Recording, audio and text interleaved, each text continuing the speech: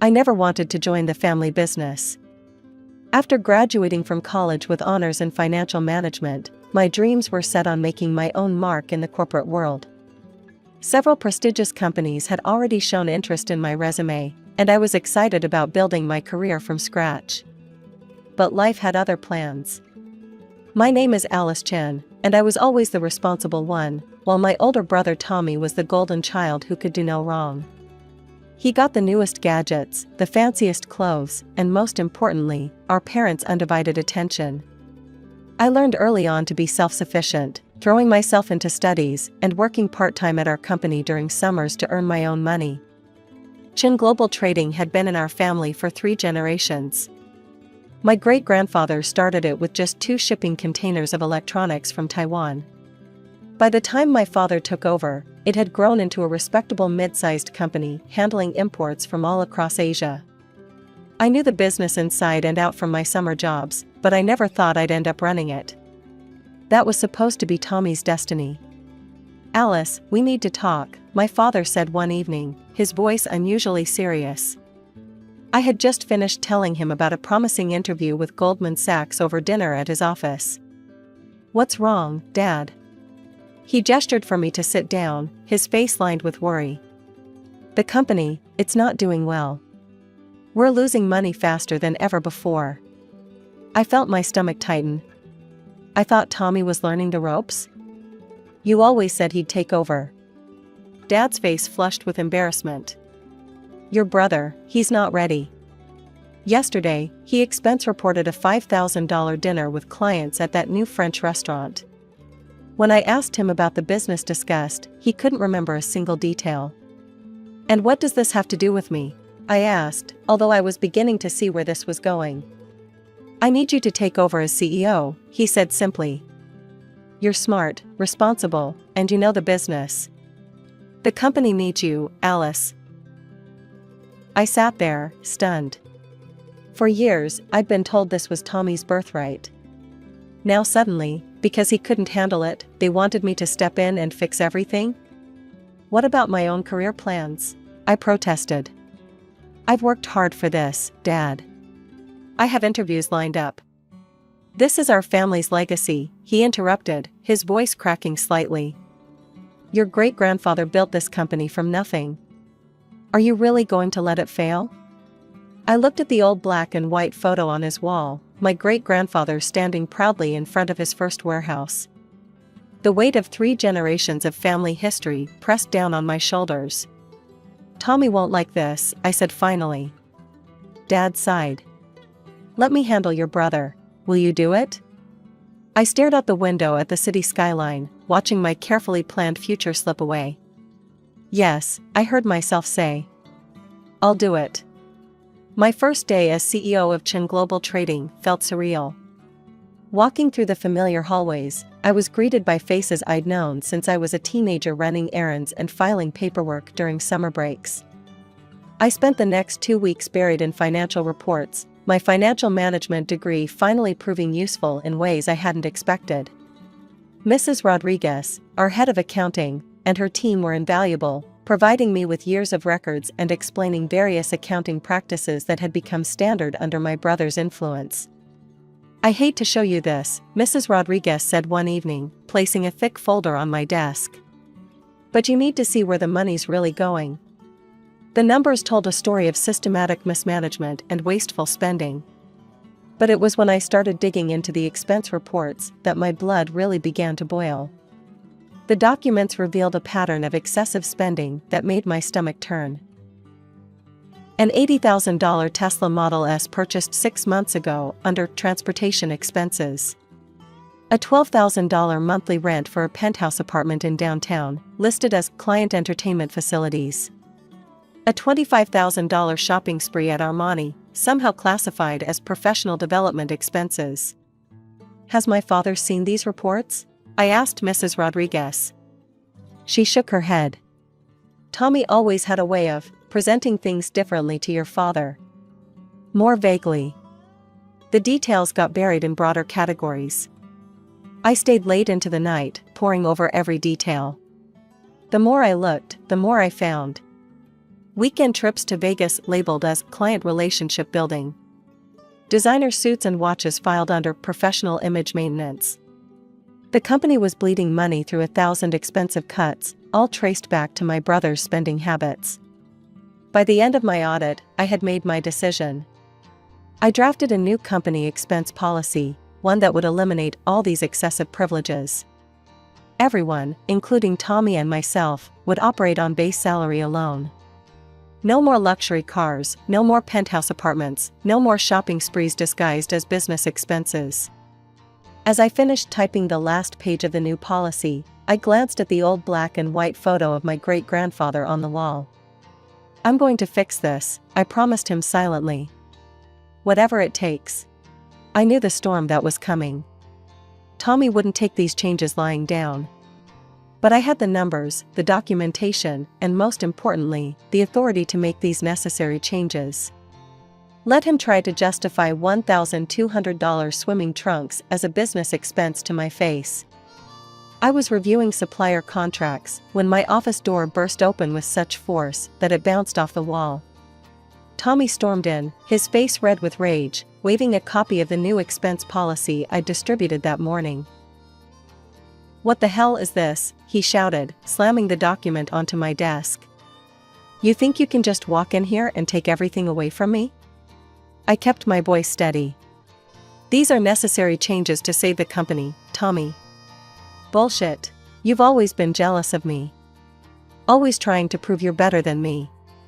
And now you're using Dad's temporary insanity to push me out." "No one is pushing you out," I said. "But the company can't afford to bankroll your lifestyle anymore." "My lifestyle?" He laughed bitterly. "I bring in half our clients. You think they want to meet in some cheap restaurant? Drive around in a Toyota? They want to do business with a solvent company," I countered. "Which we won't be if." "Screw you, Alice." He kicked my visitor's chair across the room. "You're nothing but a jealous bitch who couldn't stand seeing me succeed. I'm calling Dad." He stormed out, leaving papers scattered across my floor. I knew exactly where this was heading. Sure enough, that Saturday at our family dinner, I could feel the tension as soon as I walked in. Mom was unusually quiet as she served the pot roast, and Dad kept clearing his throat, his nervous tell. Finally, Mom couldn't hold back anymore. "Alice, don't you think you're being a little harsh with your brother? He's worked so hard for the company." "Has he?" I reached for my briefcase. I'd come prepared for this. "Would you like to see exactly how Tommy's been working hard with company money?" I spread out the documents across the dining table, right next to Mom's best china. Credit card statements, expense reports, receipts, all carefully highlighted and annotated. This is the penthouse he rented with company funds. This is the Tesla he bought. Here are the Vegas trips, the designer shopping sprees, the $1,000 dinners. Mom shook her head. "He needs to entertain clients. With $1,200 swimming trunks?" I pointed to that particular receipt. "With a $15,000 watch." "Your brother has always had good instincts for business," Mom insisted. "He knows how to make people feel special." Dad had been silent, studying the documents with a deepening frown. "These numbers," he finally said. "Tommy, is this accurate?" Tommy, who'd been sulking at the other end of the table, shrugged. "It's all legitimate business expenses. Alice is just too rigid to understand how modern business works." "That's enough," Dad cut in. He looked tired, older somehow. "Alice is right about the expenses, Tommy. They need to stop." He held up his hand when Tommy tried to protest. "But she's also going to help you learn to run the company properly." I blinked in surprise. "I am?" Dad nodded. "My plan is to eventually split the company between you two. 50-50. But that only works if you both know how to manage it." He looked at me pleadingly. "Will you teach him?" I looked at Tommy, who was staring at his plate, jaw clenched. Teaching him would be like teaching a cat to swim. But I heard myself saying, "Yes, I'll try." Looking at Tommy across the conference room table, I couldn't help but think about our childhood. While I was doing homework, he was racing his friends in the Porsche he got for his 16th birthday. When I spent summers learning the business, he was partying in the Hamptons. Mom and Dad always said he was living life to the fullest, while I was too serious. I remember the Christmas when I asked for accounting software to practice with, and they got me a sweater. Tommy got a jet ski. When I made honor roll, they nodded absently. When Tommy managed to graduate with C's, they threw a massive party. It wasn't that they didn't love me, they just loved him more obviously, more demonstratively, more completely. Now, watching him slouch in his expensive chair during our budget meeting, I saw the results of that upbringing. "Tommy, are you following these quarterly projections?" I asked, trying to keep the frustration out of my voice. He glanced up from his phone. Yeah. Numbers going up is good, numbers going down is bad. Can we wrap this up?" "It's a bit more complex than that," I said. "These projections affect our inventory decisions for the next 6 months." He sighed dramatically, but put his phone down. Small victories. I made sure to invite him to every important meeting. Client negotiations, supplier contracts, strategy sessions. If it mattered to the company, I wanted him there. Most of the time, he just sat there looking bored, checking his watch or playing with his pen. But occasionally, he'd surprise me. "Why don't we try importing luxury pet products?" he suggested during one meeting. "Rich people are crazy about their dogs these days. We could mark up the prices like crazy." "The market's already saturated," I explained gently. "And the certification process for pet products is complicated. Another time, we should invest everything in cryptocurrency. My friend made millions last month." I had to take a deep breath before responding to that one. We need more stable investments for company funds. His ideas were usually impractical or too risky, but at least he was thinking about the business. It was more engagement than I'd seen from him in years. During a meeting with our biggest client, he actually paid attention the whole time.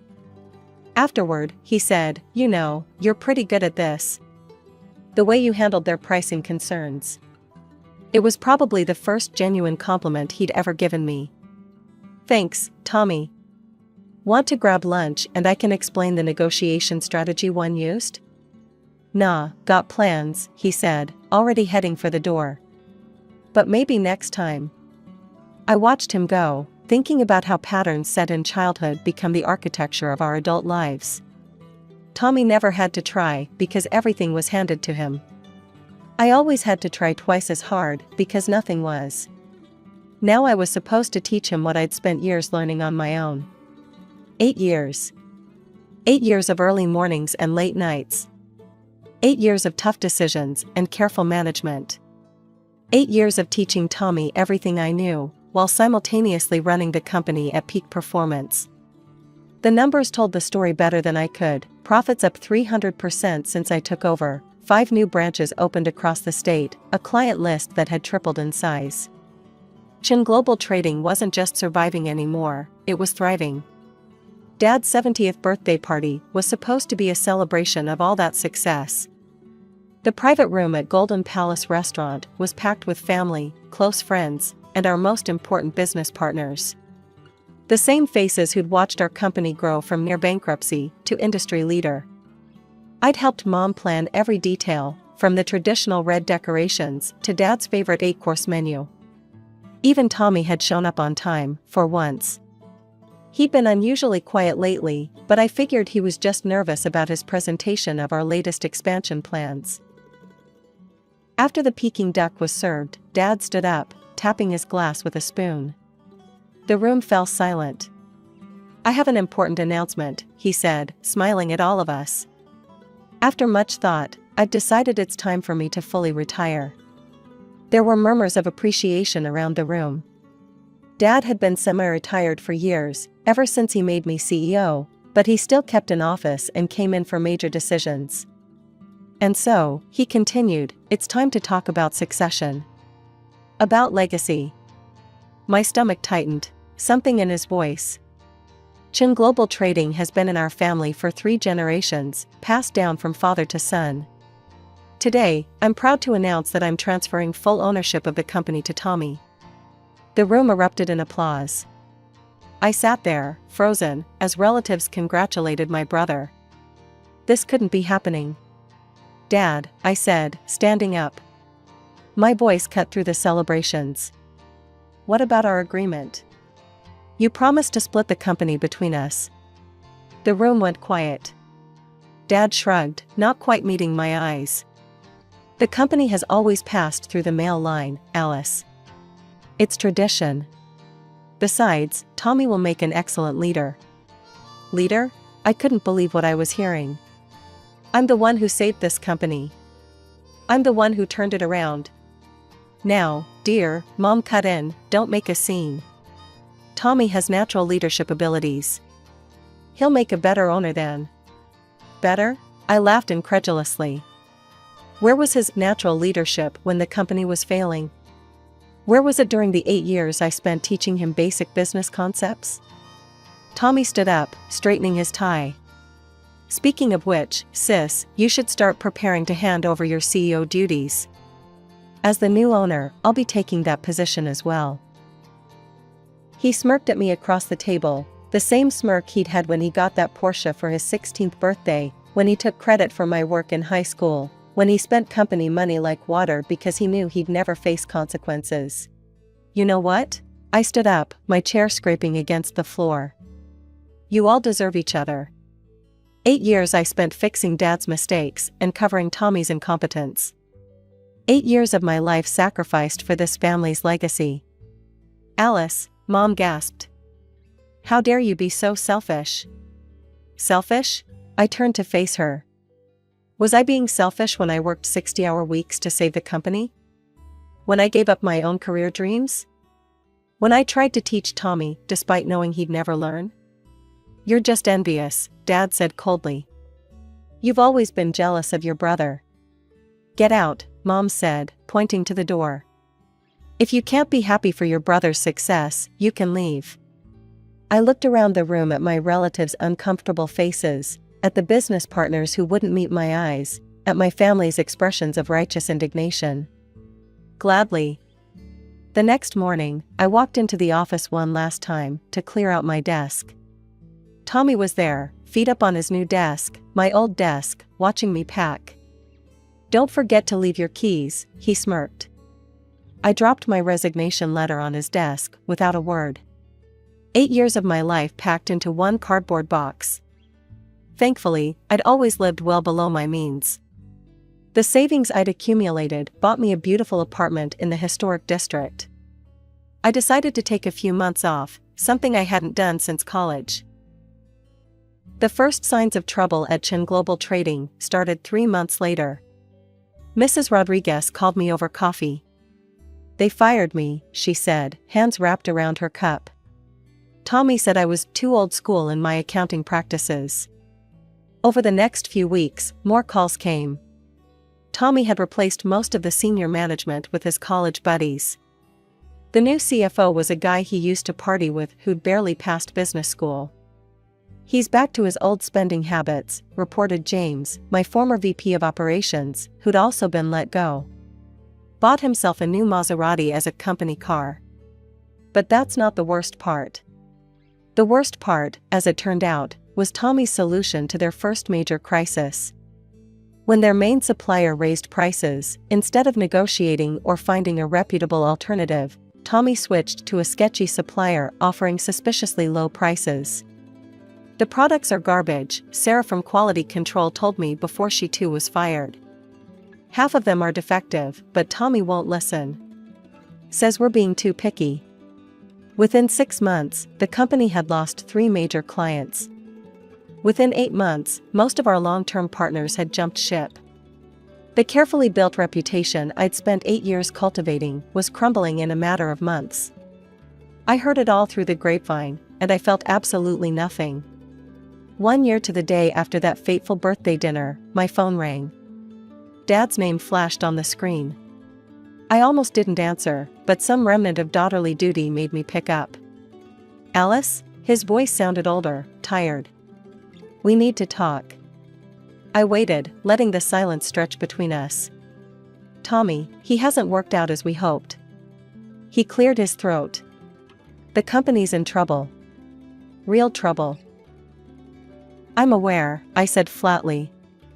"The business community isn't that big. I'd heard about their latest disasters through my professional network." "We need you back," he said. "You can name your terms. Full control, whatever salary you want." Tommy will step aside. I couldn't help but laugh. "Now you want me back? After you threw away 8 years of my work because of tradition? This is our family's legacy, Alice. Your great-grandfather's company. You can't just let it die." "My great-grandfather's company died the day you chose your son's ego over your daughter's competence," I replied. "The company I built for 8 years, that's what's dying now. And I don't care." "How can you say that?" His voice rose. "This is your family's business. Your heritage. You have a responsibility." "No, Dad, I don't. Not anymore. You made your choice a year ago. Now you can live with it. Alice, please." I hung up and blocked his number. Then I blocked Mom's number too, for good measure. Looking out my office window at the Manhattan skyline, I smiled. My new business card read Alice Chen, Chief Executive Officer of Morton International, one of the largest import-export firms on the East Coast. I'd been headhunted for the position 6 months ago. "Alice?" My assistant poked her head in. "The board members are ready for your presentation." I gathered my papers, straightening my jacket. The quarterly results were excellent, we'd exceeded all projections, and I had plans to expand into 3 new markets. "Your strategy for the Asian markets is brilliant," Richard Morton, the company owner, had told me last week. "Best decision I ever made, bringing you on board." The irony wasn't lost on me. Here I was, doing exactly what I'd always wanted to do, being valued for exactly who I was. No family drama, no emotional manipulation, no brothers to babysit. Just pure business, run well. News travels fast in family circles, even when you've cut off direct contact. It was my cousin Jennifer who told me over lunch, exactly 2 years after I'd walked out of Golden Palace restaurant. "They've filed for bankruptcy," she said, stirring her coffee.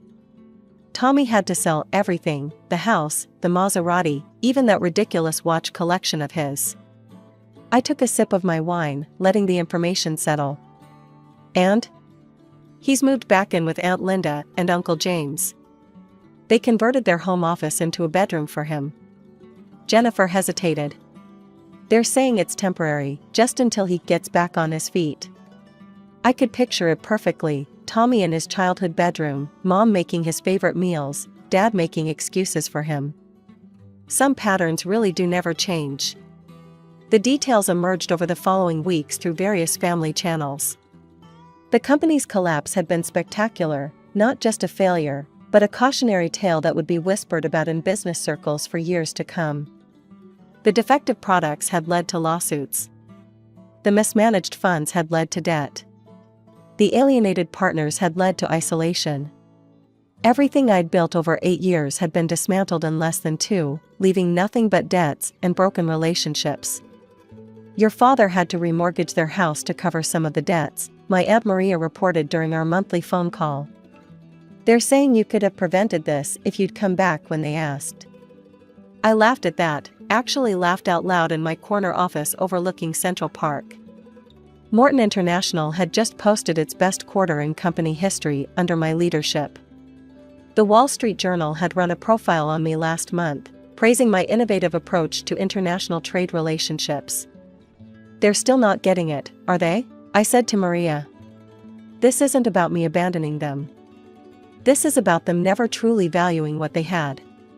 Later that evening, I sat on my penthouse balcony, bought with my own money, earned through my own merit, watching the sunset over the city.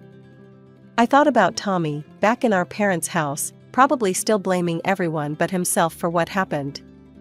I thought about Dad, who chose tradition over talent, and Mom, who chose favoritism over fairness. I thought about that old black and white photo of my great-grandfather that used to hang in the office. I wondered if they'd managed to save it from the liquidators, or if it had been sold along with everything else. A notification popped up on my phone, another glowing review of our company's performance under my leadership. The headline read, "Morton International CEO transforms company culture, a new era of growth." Should I feel guilty? That's what they all expect, the relatives who still talk to me, the old family friends who whisper about the prodigal daughter who let her family's legacy die. They think I should be torn up inside, haunted by what happened. But I'm not. Because here's the truth about legacies, they're not about buildings, or brand names, or even family traditions. They're about values. My great-grandfather built his company on hard work, integrity, and genuine business acumen. Those values didn't die with Chen Global Trading, they lived on through me, just in a different form.